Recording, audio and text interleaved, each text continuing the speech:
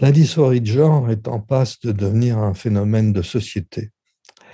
Elle connaît une croissance exponentielle, en particulier chez les adolescents. À Londres, dans un centre spécialisé, les demandes augmentent de 50% chaque année depuis 2010. Une même augmentation s'observe dans la plupart des pays occidentaux. La dysphorie de genre désigne une souffrance liée à une discordance entre le ressenti psychique de l'identité de genre et le sexe assigné au corps. Pour schématiser, c'est se sentir fille dans un corps de garçon ou l'inverse. La dysphorie de genre est un concept récent qui date de 2013.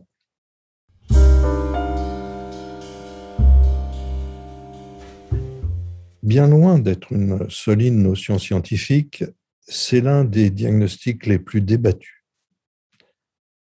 Il est débattu par les transgenres eux-mêmes, qui contestent son appartenance à la psychiatrie.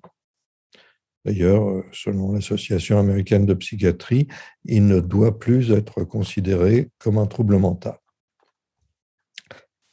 Il en est de même en France depuis 2010.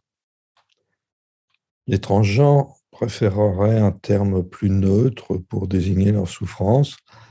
Ils proposent par exemple genre discordant, genre dissonant ou genre incongruent.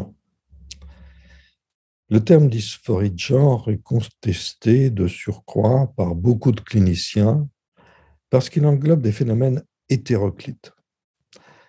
En effet, les transsexuels restent très attachés à l'opposition binaire homme-femme, tandis que les transgenres militent pour un genre fluide. Pour les premiers, il n'existe que deux sexes, pour les seconds, une multitude de genres. Une chercheuse américaine a dénombré 343 genres, mais chacun reste libre d'en inventer de nouveaux. Certains dysphoriques de genre, tels que Preciado, se veulent des dissidents du genre par une démarche volontaire qui s'inscrit dans une société censée souffrir du binarisme des sexes. Tandis que d'autres affirment éprouver une exigence impérieuse de changer d'état civil et restent attachés à des identités sexuelles nettement différenciées.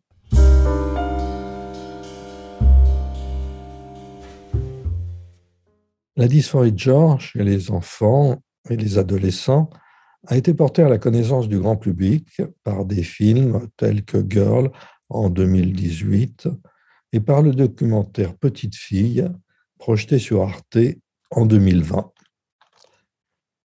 Dans ce dernier, un garçon de 8 ans, Sacha, est orienté vers un processus de changement de sexe parce qu'il exprime, assez timidement, le souhait de devenir une fille. La parole de Sacha dans le documentaire est moins audible que celle de sa mère, qui prend une place prépondérante. Il semble que les propos de Sacha aient été reçus comme une vérité scientifique. Pourtant, la justice prend des précautions plus grandes avec la parole des enfants. Elle sait que leurs témoignages peuvent être mêlés à leurs fantasmes et surtout qu'ils sont très sensibles aux suggestions des adultes. Combien de fois la justice n'a-t-elle pas constaté que leurs convictions varient? Aussi en France, la justice ne prend-elle pas en compte la parole des enfants quant au consentement à une relation sexuelle avant l'âge de 16 ans? Eh bien, pas d'exigence de cet ordre pour la demande de changement de sexe. Certains cliniciens anglais ont même témoigné avoir subi des pressions pour qu'ils cessent d'interroger le souhait de transition vers l'autre sexe, pression venant de groupes pro-trans, de réseaux sociaux, des jeunes eux-mêmes, de leur famille et finalement de leurs collègues et de leur direction. Quand, malgré tout, des cliniciens s'autorisent à questionner les motivations des enfants, il leur arrive d'avoir quelques surprises. Pourquoi veux-tu changer de sexe? Pour faire rire papa, confie l'un. Pour être comme mon grand frère, affirme un autre. Voire pour devenir une Spice Girl. Ou encore parce que maman dit que je ne sais pas me défendre et donc que je suis une fille, etc. Une des raisons de Sacha qui l'incite à devenir fille est, selon sa mère, de vouloir porter un enfant. Bref, la conviction précoce d'être une erreur de la nature ne constitue pas la motivation la plus fréquente. Des entretiens psychologiques approfondis avec l'enfant sont nécessaires pour éclairer son souhait. Mais il convient aussi de chercher si la dysphorie de genre constitue bien le principal problème, sachant qu'elle s'accompagne fréquemment de troubles de l'humeur, d'anxiété, d'anorexie, d'autisme, etc. Interroger le souhait de changement de sexe d'un enfant devrait être un préalable incontournable avant de l'engager à prendre des bloqueurs de la puberté. Est-il conscient de la rudesse, des difficultés et des sacrifices qu'il va devoir affronter s'il s'engage dans ce processus? Ou bien, tout à l'inverse, appréhende-t-il celui-ci comme une sorte de conte de fées? Est-ce que ça te fait un peu peur? Demande la psychiatre à Sacha. Pas trop, répond l'enfant. C'est comment d'aller en fille à l'école, s'enquiert-elle encore. C'est cool, commande Sacha. Pourtant, il semble parfois éprouver quelques doutes. Je me demande si ça sert à quelque chose qu'on se batte, a-t-il confié à sa mère. Qu'importe ses doutes. Certains spécialistes n'hésitent pas à affirmer que ce serait faire du tort à un enfant que de l'interroger s'il exprime un besoin de changer de sexe.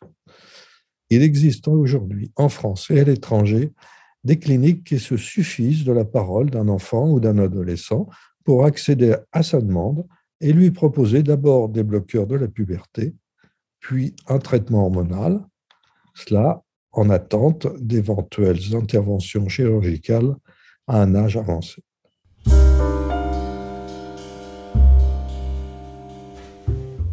Dans ces lieux est volontiers brandi auprès des familles l'argument massu du suicide si l'on n'accède pas aux dits besoins de l'enfant. En prenant appui sur la littérature scientifique aujourd'hui disponible, il faut clairement affirmer qu'engager un enfant dans un processus de changement de sexe est une attitude irresponsable. N'en concluez pas immédiatement que je soutiens une position transphobe. Les données pour les adultes ne sont pas du tout les mêmes. Elles sont au contraire en faveur d'un accompagnement du changement d'état civil. Il n'est pas douteux que celui-ci peut soulager l'intense souffrance des transsexuels. Après la réassignation, toutes les études concluent à un taux très élevé de satisfaction chez les transsexuels qui ont opéré celle-ci. Pourquoi, en revanche, est-ce irresponsable d'engager des enfants dans un processus de changement de sexe? Eh bien, parce qu'à l'âge adulte, ce souhait, environ 90% d'entre eux l'auront abandonné. Les recherches sont concordantes sur ce point. Le souhait de changement de sexe chez l'enfant est un prédicteur non du transsexualisme, mais de l'homosexualité, et cela environ à 70%. Les autres enfants deviennent hétérosexuels. Seule une petite minorité de ces enfants persiste à souffrir de dysphorie de genre, environ 10 à 12%. De surcroît, même parmi ces derniers, tous ne se résolvent pas à l'âge adulte à engager le processus de transition. Quant à l'argument massu du suicide, de ceux auxquels la demande de changement de sexe ne serait pas accordée, il est irrecevable. Il se retourne même contre ceux qui l'avancent si on prend la peine de s'attarder sur les données disponibles. Le taux de suicidalité, c'est-à-dire d'idées suicidaires, de tentatives de suicide et de suicide accompli, est très élevé chez les dysphoriques de genre. En moyenne, 3 à 5 fois plus que dans la population générale. Ce taux de suicidalité semble confirmer dans un premier temps la menace. Cependant, certains chercheurs s'étonnent ou observent plutôt qu'il est paradoxal que les transsexuels soient très satisfaits de leur transition et que pourtant le taux de suicidalité reste du même ordre après celle-ci. En fait, ce n'est en rien un paradoxe. Cela indique que l'existence d'un transsexuel est plus difficile que celle du commun des mortels. Et cela aussi bien avant qu'après la transition. Ce ne sont pas les transsexuels qui témoigneront du contraire. Tous s'accordent à dire que leur parcours est une épreuve à toutes les étapes de celui-ci. La plupart témoignent avoir subi des agressions verbales et physiques. Certains n'osent même jamais faire état de leur dysphorie de genre de peur des conséquences sociales et familiales. L'affirmation d'un genre nouveau et sa reconnaissance par le changement d'état civil est certes pour eux un soulagement, mais cela ne résout pas l'ensemble de leurs difficultés. La dysphorie de genre est fréquemment associée à des troubles de l'humeur, à l'anxiété, à l'anorexie, à l'autisme, etc. Ces troubles ne sont pas nécessairement atténués par la réassignation de genre. De surcroît, l'insertion sociale dans la nouvelle identité est difficile. Le changement n'est pas toujours invisible. Certains transsexuels ont une allure étrange. L'un d'eux, après sa réassignation, se décrit comme sans sexe ou trop d'un peu des deux. Dès lors, une stigmatisation sociale reste fréquente. Elle suscite un taux de chômage et de prostitution élevé. Un autre facteur affecte grandement le devenir du transsexuel, les effets secondaires de l'hormonothérapie. La prise d'hormones à long terme raccourcit la vie, expose à l'infertilité, accroît les risques de troubles vasculaires et cardiaques, d'embolie pulmonaire, de lésions osseuses, de troubles de l'humeur, etc. Le taux de suicidalité, répétons-le, reste le même avant et après la transition. C'est pourquoi il ne saurait être utilisé pour menacer les parents qui hésitent à engager leurs enfants dans un processus de changement d'identité. L'argument du risque de suicide se retourne même contre ceux qui l'avancent, puisqu'ils incitent des enfants à s'engager dans une voie qui, toute leur existence, les exposera à un taux de suicidalité supérieur à celui de la population générale. Certes, il semble probable que ce taux de suicidalité diminue lors de la période d'euphorie qui suit immédiatement le changement d'état civil. Mais il revient assez vite au niveau antérieur. Bien entendu, cette suicidalité élevée ne se constate pas chez tous les transsexuels et il n'exclut pas l'existence de transsexuels heureux.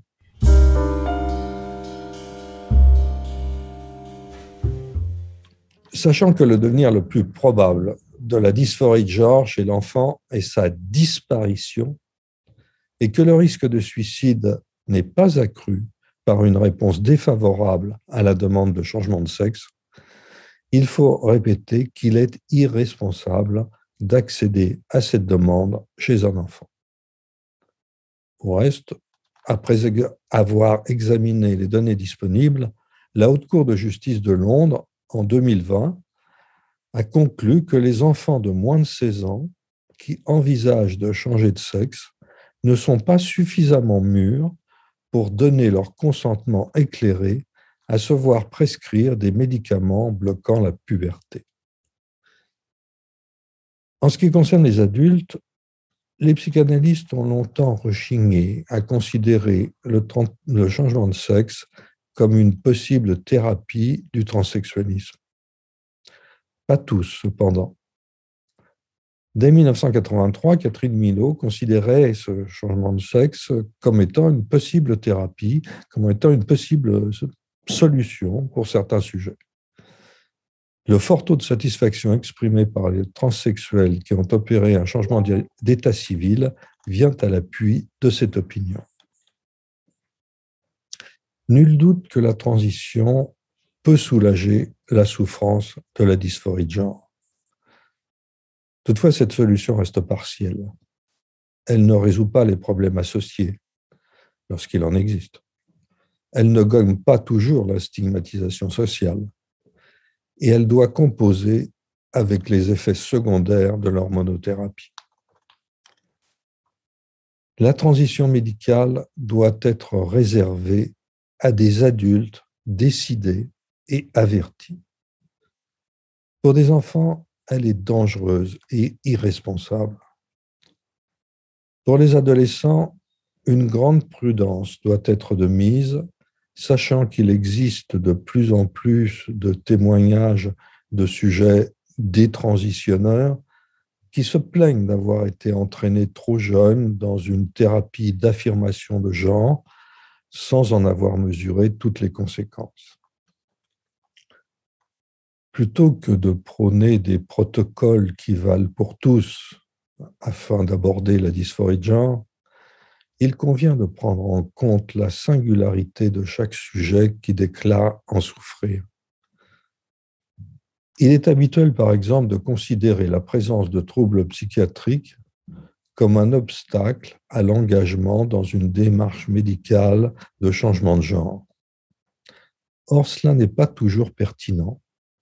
Dans certains cas, il s'est avéré que la transition a fait disparaître la symptomatologie psychiatrique. À l'inverse, il est des transsexuels qui n'ont pas reculé à recourir de nouveau à la chirurgie pour revenir à leur sexe initial. Chaque sujet qui souffre d'une dysphorie de genre est unique et doit être considéré par les cliniciens dans sa spécificité. La réponse à donner à chacun n'est pas la même. La thérapie d'affirmation de genre en est une, mais une psychothérapie psychanalytique préalable peut aussi bien en détourner que la confirmer. La pratique de la psychanalyse conduit à faire émerger la singularité du mode de jouir de chacun, puis à la soutenir et la respecter tant qu'elle n'implique pas l'exercice d'une violence faite à autrui. Aucune objection dès lors au changement d'état civil d'un adulte décidé, mais mise en garde contre la précipitation à engager un enfant dans cette démarche.